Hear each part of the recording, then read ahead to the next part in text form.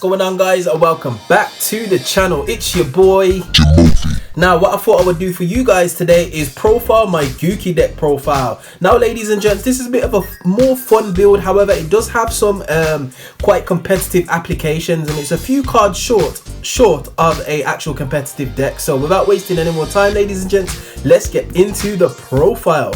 So starting us off, probably the best Gouki monster in the deck, and that is Gouki Suprex. Now, he allows you to basically special summon a level 4 low Gouki when this card is normal summon. So really good card. Would not play this less than 3. Yeah, you want to see Gouki monsters on the field. If you didn't know, ladies and gents, the Gouki monsters have an ability to basically replace themselves, so they all float. So once they get sent from the field to the graveyard, you get to add a Gouki card from your deck to your hand, apart from the monster that was actually sent. So you can't add another Suprex off an initial Suprex. So most of the Gouki monsters have that effect, and I would definitely run Suprex at 3. Moving on, I'm running 2 Gouki Headbat. Nice special summon, allows you to return a card on the field, a Gouki card or a monster, and special summon this card. I like it at 2, somewhat useful. Next, we have our Gouki Octo Stretch. Now, I'm playing this at 2, mainly because it's a nice Isolde target, because it's a level 1, so you can just send one equip card. It's got a battle effect, quick effect. So basically, the damage you take during the battle, damage calculation is halved if you pitch this from your hand to your graveyard. But I like it because it's a nice level 1. Next, for the one-of Goukis, we're playing one Gouki Guts. This is fairly new, ladies and gents. Came out in Ignition Assault. Basically, if it's in defense position, it can't be destroyed by battle, and it gives your monsters a nice little attack boost. Goes really well with Gouki the Great Ogre, or is it Gouki the Giant Ogre? Really good, because it boosts its attack and allows it to just do stuff. So yeah, definitely playing that as a one-off. Also, Gouki Ring Trainer. I do like the idea of this card, but in practical terms, it doesn't really do what I hope it to. So basically, what this card does is, if you control no monsters, you can target one Gouki Link monster in your graveyard, special summon that monster and this card to the field with the Gouki Link monster, losing attack, which allows you to then obviously link up into whatever Link monster you want to. But it doesn't come up that often. The main reason I play it, again, because it's a level 1, so it's a nicer soul target. So yeah. Also, we're playing 1 Twist Cobra, 1 Gouki Scorpio, and 1 Gouki Moon. So nice special summon. You can normal summon Gouki Scorpio if you only control Gouki monsters, or you control no monsters without tributing, and Gouki Twist Cobra just for a bit of utility. It's a nice level 3 as well. Again, it's a nice Isolde target. So yeah. Next, onto the non-Gouki Warrior monsters, we are running the Neo Space Connector package. Let's turn that around for you guys. So this is real good. It is kind of ash bait, I'm not going to lie, ladies and gents. When people see you playing this, they're more likely than not going to ash this card. But if it does go through, it can be hella effective, because it allows you to basically look at your opponent's hand, and if they've got any kind of hand trap or anything like that, you can pitch that hand trap from their hand to the graveyard, providing that the attack is somewhat negligible. So yeah, interesting card. I do like this as a tech choice. It fits well in most warrior decks, actually, as its own little compact engine. So yeah. Next, Double Marauding Captain allows you to special summon a level 4 or lower monster from your hand when it's normal summon. Love this card, and you can only attack into this card. I use it for the special summon. I tend not to leave these monsters on field. Next, for some more extenders, we are running 1 Blue Mountain Butter Spy, 1 Spiral Super Agent, 1 Spell Striker. These are just nice extenders, ladies and gents. With these two being really easy. This one's somewhat of a gamble. You kind of call Monster Trap or Spout, and you can special summon it if you call it right, basically. I just threw it in there as a nice little extender, basically. So yeah. Also, we are running 1 Crusadia Arborea. Again, nice easy special summon if you control a Link monster that's got a free zone. We are also running the Junk Anchor, as well as Cyberstein. Now, these two go really well, especially with some of the cards that we have in our extra deck, ladies and gents, which I will go over when we get there. But Cyberstein, this used to actually be a prize card from a YCS, I believe. Yeah, so it was really expensive at one stage, but it's actually actually quite amenable now. You can quite easily afford it, but it does go well in this deck with some of the cards that we're playing.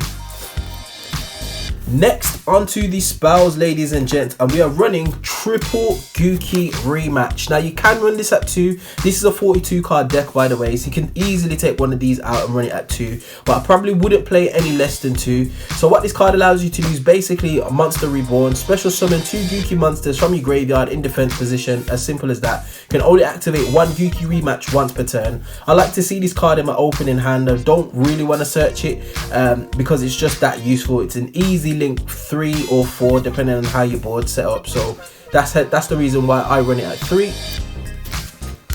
Next, for the equip spells, we're playing 4 equip spells in this deck. Again, you could easily take one of these equip spells out. So we're playing 3 of the great equip spells and then one that's kind of questionable. So we've got Moon Mirror Shield, which is really good. It allows itself to go back in the deck by playing 500 life points.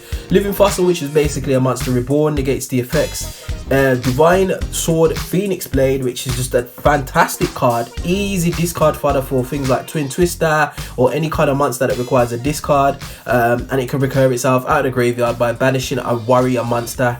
And then I've also got United We Stand, so this allows you to gain 800 attack and defense each monster you control, so it can make your monsters pretty huge, ladies and gents, pretty huge. And with some of the extra deck monsters, it can be a big problem, hence why I'm playing United We Stand. So I like to see that card actually. Next, we're running 1 Gouki cage match, 1 reinforcement of the army. Fun fact, the guy on this card is actually the marauding captain, ladies and gents. If you look closely, it's actually the same character. I only just noticed that, well, I say just noticed that last couple of years, so yeah. But yeah, 1 reinforcement of the army. We are also running 1 Vylon Matter. So this what allows you to do is it allows you to shuffle back 3 equipped cards in your graveyard to be able to draw 1 card basically. So it's a bit of recursion, as well as digging a little bit through your deck. Again, you can take this out. It's not essential for this deck. I just thought I'd put it in just for a nice little spicy tech. So yeah, do not need to run that. Next, we're playing 1 Mystical Space Typhoon. This should actually be Twin Twister. I can't find where my Twin Twister is. I've put it in a deck somewhere and it's just gone. So yeah, 1 Mystical Space Typhoon, 1 Gouki Face Turn. Yeah, so I'm running those. And then finally for our spells, we are running 1 Pot of Avarice and 1 Magical Mid-Breaker Field. Wow, this card, ladies and gents, is absolutely fantastic. So what this card allows you to do is during the main phase, regardless of who turn it is, the turn player, your opponent cannot target them with card effects. It's just crazy. You can also not activate spell cards. This card's actually at 1 for a reason, because it's that powerful. So if you manage to draw this in your opening hand and you put this down, you can't be infinite impermanence, for example, because it's targeting. Yeah, really good card. Pot of Avarice works really well in this deck. I do have it at 1. Probably don't need any more than that, unless you really want to see it for the draw power. You do get a lot of resources in the graveyard pretty quickly with this deck, especially with Isolde and some of your Gouki monsters. So having this just to be able to recycle some of your resources as well as draw a couple of cards is really good. So yeah, definitely play that at 2. Sorry, at 1. Right, onto the traps. We're not playing many traps, ladies and gents. We have 4. Fiendish Chain. This should actually be Lost Wind. Again, I don't know where my Lost Wind has gone.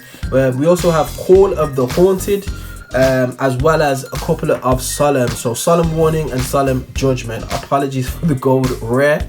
But yeah, only 4 traps. Again, Fiendish Chain. This should actually be Lost Wind. I don't know where my Lost Wind is at the moment. So yeah, but yeah. Okay, ladies and gents, we are on to the extra deck, and the most important extra deck monster in my opinion is excuse me, Isolde, Two Tails of the Noble Knights. Now this card is fantastic. You get to send equipped spells from your deck to your graveyard to special summon a monster of that level equal to the number of equipped spells that you sent. Really good. And it allows you to add a warrior monster from hand when it's link summoned. So very powerful card, and it only requires 2 warrior monsters, so it's generic as they come. So definitely do like seeing this card. Next, for some other link 2s, we are running one Gouki the Jet Ogre and one Gouki the Heal Ogre. These are not essential, ladies and gents. They're basically I use these to link climb, as simple as that. I need to link climb, and these allow me to do this because sending those Gouki monsters from my field to the graveyard would then allow me to search and allow me to continue with my plays. So what the play would be Gouki Super X to specially summon himself and another Gouki monster. Go into one of these, add Gouki rematch, and then special summon 2 Goukis back from the graveyard. Really easy play, just to go straight into a link 4. Next, for some link 3s, we are running Gouki Thunder Ogre and Gouki the Blade Ogre. Again, this is just to further the climb. This card's quite interesting. You can actually get a bit of battle damage in with this guy, and helps to OTK in the right situation. However, I don't tend to go into these two too much, but they're there for utility if I need to link climb for any reason. We are also running for some link 4s, Gouki the Master Ogre, Gouki the Giant Ogre, and Gouki Destroy Ogre. Wow, so this is fairly new. I believe it came out in, let me just check. Yeah, came out in Ignition Assault. Really good card, as well as Gouki the Ogre. These are kind of like win conditions. This is kind of like what you're trying to go into.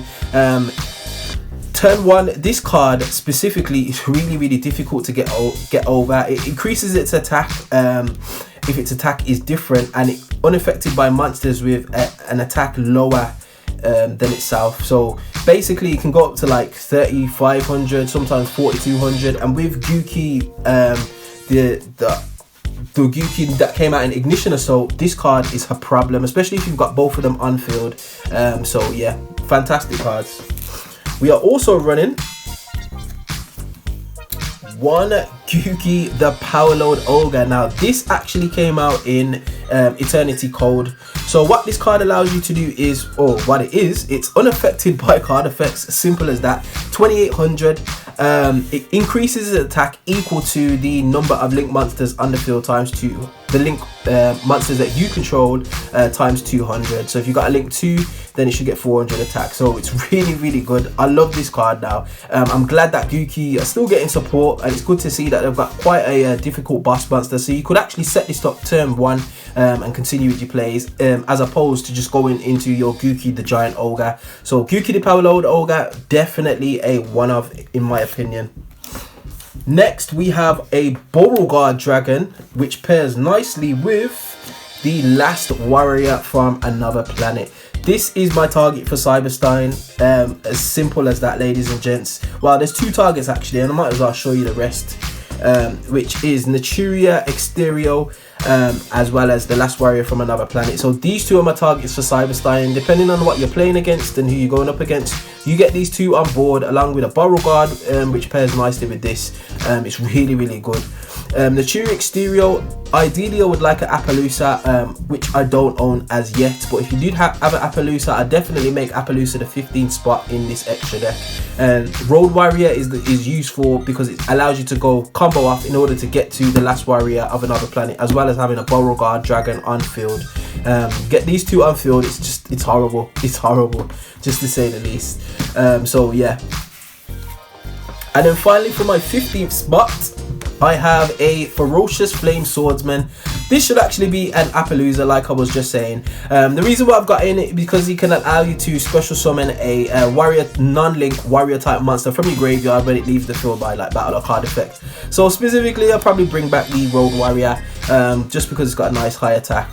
Or if I'm feeling juicy, I might bring back the Warrior from Another Planet, because it doesn't have any special summoning restrictions, and the Ferocious Flame Swordsman allows you to basically special summon one from your graveyard. So really good. I would actually use Appaloosa if I did have one, just to make this deck a little bit more competitive. But ladies and gents, that is the deck profile. What did you think? Would you make any changes? If you would, please let me know in that comment section below. And we find ourselves at the end of another video. As always, if you did like this content, be sure to like, share, subscribe, and I will definitely see you guys on the next video. Hope you enjoyed. Peace.